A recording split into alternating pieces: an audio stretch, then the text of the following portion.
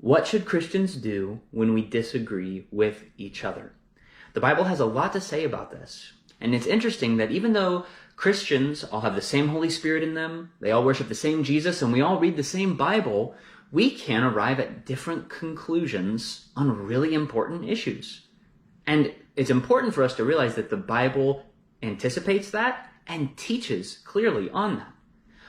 Today, we are living in unprecedented times of division and conflict within our society, and that has crept into the church in a big way. Of course, that's true of every day and age. Wherever sinners are, there's going to be division and disagreement, and sin has been in the world since Adam and Eve. But because of our technology that we have today and current political situations and social situations, it seems like the temperature on division and disagreement has just turned way up. So what I want to do is I want to release a couple of videos teaching through what the Bible has to say about what Christians should do when we disagree with each other.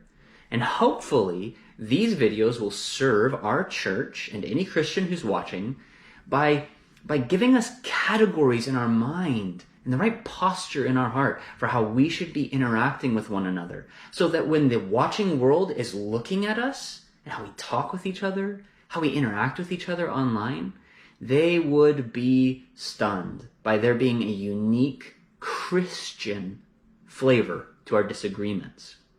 So the Bible teaches in Romans 14 and 1 Corinthians 8 and 9 about what Christians should do within the church when there are strongly held opinions that are in loggerheads with one another.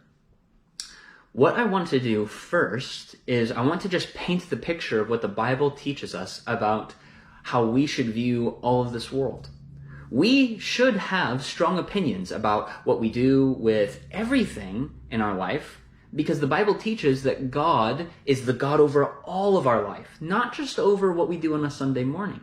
So 1 Corinthians 10:31 says, whatever we eat or drink, whatever we do, we should do all things to the glory of God.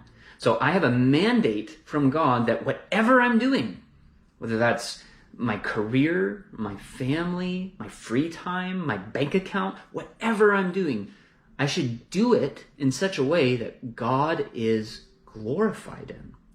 Friends, this means that the Bible has something to say about every area of life. There is no spiritual, secular divide. God is God over everything. But the Bible does not speak with equal clarity on all issues. So if you're at work and your boss tells you to choose a healthcare plan for the rest of the company, what does the Bible tell you to do? Well, you're going to have a hard time finding a verse in the Bible that tells you what healthcare plan you should choose for the rest of your company. But you should have the Bible be impacting you, influencing you, and all of its teaching on what it means to love your neighbor, to be responsible, to work at your career with excellence. Those should all influence you. But you're not going to have a specific verse that you can draw a direct line from to this situation that's going to tell you whether you choose this plan or this plan. But if your boss then tells you to lie on an official document, to cook the books, to doctor the bottom line, you do have you can go to many specific verses in the Bible that teach you never to bear false testimony. And that you can draw a direct line from that verse to your situation, and it will influence what you do. So there are certain issues in our life where the Bible speaks very clearly and very loudly on that they are not ambiguous.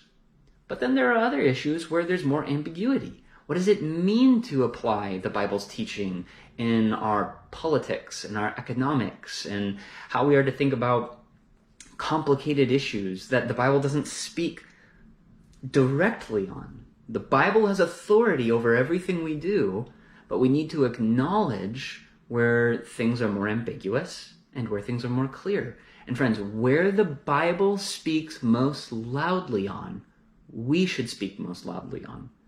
And where the Bible is quiet, we should be quiet.